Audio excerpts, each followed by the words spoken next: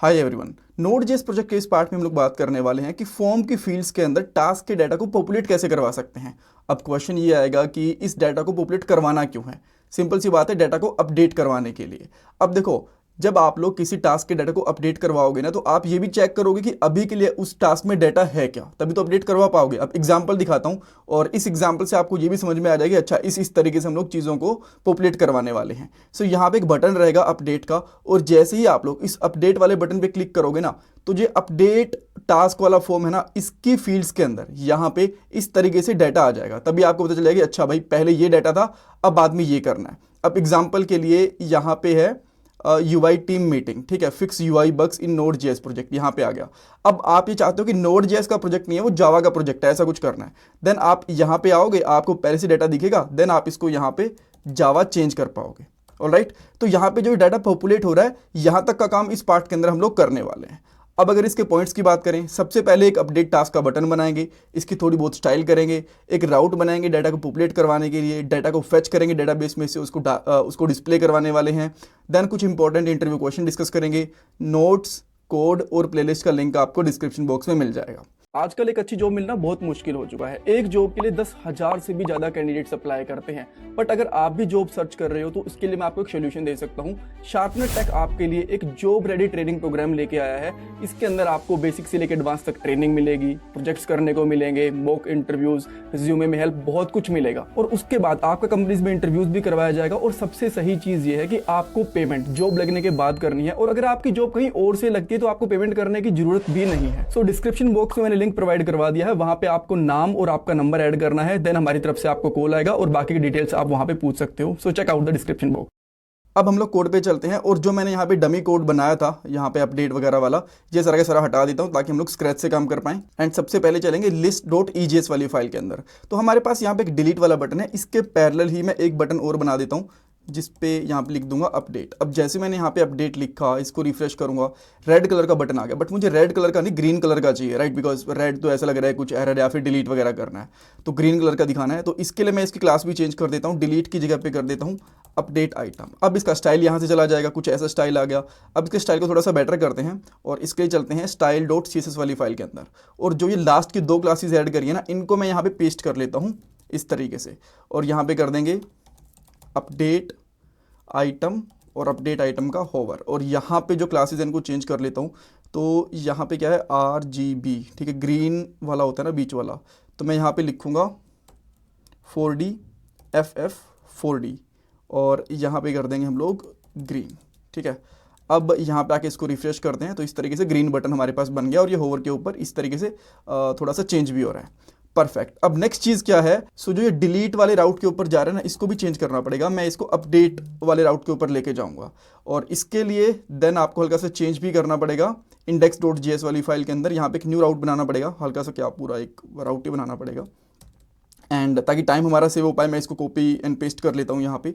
इसको आप चेंज कर दोगे अपडेट के अंदर, और इसके अंदर ना एक चीज़ करनी है बस आपको, जो कि सबसे मेजर है, फाइंड वन, ठीक है, फाइंड वन, ठीक है, बिकॉज यहाँ पे डाटा ऊपर हमने डिलीट करा था, अब बस हमें यहाँ पे फाइंड करना है, तो हमारा सारा का सारा काम चल जाएगा। ये चीज़ करनी है। अब मैं चेक करना चाहता हूँ कि सब कुछ सही से काम कर भी रहा है कि नहीं कर रहा, तो इसके लिए एक बार के लिए मैं यहाँ पे कर दूंगा response.send, और यहाँ पे लिख दूंगा ओके, और यहाँ पे console.log को मैं console.log करवा देता हूँ रिजल्ट को, बेसिकली इस तरीके से।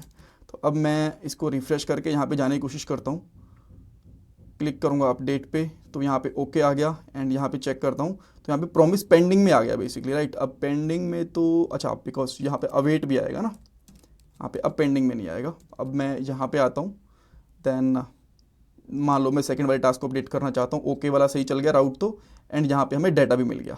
अब आप बोलोगे यार ऊपर भी कुछ तो डाटा है ना, ठीक है, ऊपर वाले कंसोल लॉग को हम लोग हटा देते हैं। ऊपर वाला console.log कहाँ से आ रहा है, चेक करना पड़ेगा, ये वाले लॉग से आ रहा है, ठीक है। इसको मैंने हटा दिया। दैन इसको रिफ्रेश करके एक बार फर्स्ट वाले फिर से जाएंगे, एंड देन अब आप यहाँ पे चेक कर पा रहे हो कि एक ही डाटा है। यहाँ पे चेंज के बाद यहाँ पे चेंज हुआ, देख पा रहे हो आप टर्मिनल में, राइट। तो यहाँ पे चीज़ मिल गई, तो हमारे पास डाटा प्रॉपर आ चुका है। अब इसको पॉपुलेट करवाना है। सो पॉपुलेट करवाने के लिए एक चीज़ हमें और करनी पड़ेगी ना, यहाँ पे आके सबसे पहले तो जो हमारे पास अपडेट वाला फॉर्म है उसको रेंडर करवाना पड़ेगा। तो अगर रिजल्ट आया तो मैं इसको यहाँ पे result dot response dot render करवाऊँगा अपडेट वाले पेज को, ठीक है। अदरवाइज सम एरर इस तरीके से लगा देंगे हम लोग। अब चेक करते हैं कि अपडेट वाला पेज आ भी रहा है कि नहीं आ रहा। रिफ्रेश, इस पर क्लिक करूँगा, देखो यहाँ पे अपडेट वाला आ गया, बट इसमें कुछ डाटा नहीं है। अब डाटा, अच्छा एक यहाँ पे ना इतना स्पेस क्यों आ रहा है बीच में, ये इसका भी रीज़न मैं आपको बताता हूँ। आप अपडेट वाली फाइल के अंदर जाओ और जो ये एक्स्ट्रा स्पेस है ना बेसिकली टेक्स्ट फील्ड के अंदर, इसकी वजह से आ रहा था, तो इसको हटा दिया, अब ये स्पेस नहीं आएगा। कूल। सो अब इसके बाद आपको क्या करना है, बेसिकली जो रिजल्ट है इसको इधर पास भी करना है। तो आप कोमा करके इस ऑब्जेक्ट में इस रिजल्ट को पास कर दोगे एंड अपडेट के अंदर यहाँ पे जो इनपुट फील्ड है इसके अंदर यहाँ पे लिखोगे वैल्यू, जो ये EGS वाली ब्रेसेस हैं ये ब्रेसेस लगाओगे इक्वल टू, एंड यहाँ पे हम लोग कर देंगे रिजल्ट डॉट टाइटल। सेव करते हैं, यहाँ पे आते हैं, यहाँ पे आ गया। अब सेम इसी तरीके से इसको कॉपी कर लो, इवन इसको कॉपी कर लो, ठीक है, एंड यहाँ पे टेक्स्ट एरिया में डाल दो इस तरीके से। और ये चीज़ भी हमें नहीं चाहिए, बेसिकली जो कोट्स है ना इसको भी हटा दो और यहाँ पे लिख देंगे डिस्क्रिप्शन, ठीक है। अब इसको रिफ्रेश करेंगे तो हमारे पास यहाँ पे अब थोड़ा सा अगेन स्पेस आ गया यार, ये ना इसको कम्प्लीटली हटा देते हैं, सिंगल लाइन में लेके आते हैं इसको, ठीक है। अब करेंगे, अभी प्रॉपर आ रहा है। तो अब बाकी सबको भी करके देख लेते हैं। लास्ट, लेट से मैं लास्ट वाले को अपडेट के लिए करके लेके जाता हूँ, तो ये आ गया, लास्ट वाले का डाटा आ गया, बीच वाले का डाटा आ गया, सबसे फर्स्ट वाले पे लेके आता हूँ तो सबसे फर्स्ट वाले का भी डाटा आ गया, ठीक है। और ऊपर से जो अपडेट टास्क है ऊपर से हटा देंगे, अब इसकी ज़रूरत नहीं है। देन मैं इसके लिए आता हूँ नैव बार के अंदर और यहाँ से भी के लिए इसको हटा देंगे, ठीक है। अब हम लोगों ने डाटा तो पॉपुलेट करवा दिया है, बिकॉज यहाँ से जाने कुछ पॉइंट था नहीं, राइट। सो अब यहाँ पे डाटा पॉपुलेट तो करवा दिया, नेक्स्ट वाले पार्ट के अंदर इसको अपडेट भी करवा देंगे। देन हम लोग एक चीज़ और देखेंगे कि मल्टी सेलेक्ट करके यहाँ पे मल्टीपल टास्क अगर एक साथ डिलीट करना हो तो वो कैसे कर पाएंगे, right. Thank you so much for watching this part. इसमें कुछ डाउट कन्फ्यूजन है मुझे कमेंट सेक्शन में पूछ सकते हो। इंटरव्यूज़ के लिए आपसे पूछ सकते हैं कि अगर आपको सिंगल रिजल्ट को फाइंड करना हो तो क्या आप लोग सिंटेक्स लिखोगे, क्या आप लोग कमांड चलाओगे, तो आप कह सकते हो कि कलेक्शन डॉट फाइंड वन। तो फाइंड वन बेसिकली क्या करेगा, एक ही डाटा को लेके आएगा। अब आईडी के बिहाफ पे तो एक ही डाटा होगा। अब मान लो आप यहाँ पे नेम के बिहाफ पे कर रहे हो या फिर कुछ टेक्स्ट के बिहाफ पे कर रहे हो तो मल्टीपल डाटा भी हो सकते हैं ना। तो इसलिए फाइंड वन का मतलब है कि एक ही डाटा को लेके आएगा और इस केस के अंदर जो हमारा रिजल्ट आएगा वो बेसिकली ऑब्जेक्ट की फॉर्म में आता है। और अगर यहाँ पे नॉर्मली फाइंड करते हैं तो यहाँ पे जो डाटा होता है वो एरे की फॉर्म में आता है बेसिकली, ऑलराइट। और जो नोट्स कोड वगैरह हैं वो आपको तो कोडिंग स्किल्स के ऊपर मिल जाएंगे, देन कोर्सेज के ऊपर जाना है और यहाँ पे रिएक्ट के एंड सारे के सारे कोर्सेज मिल जाएंगे। Thank you so much for watching this part guys.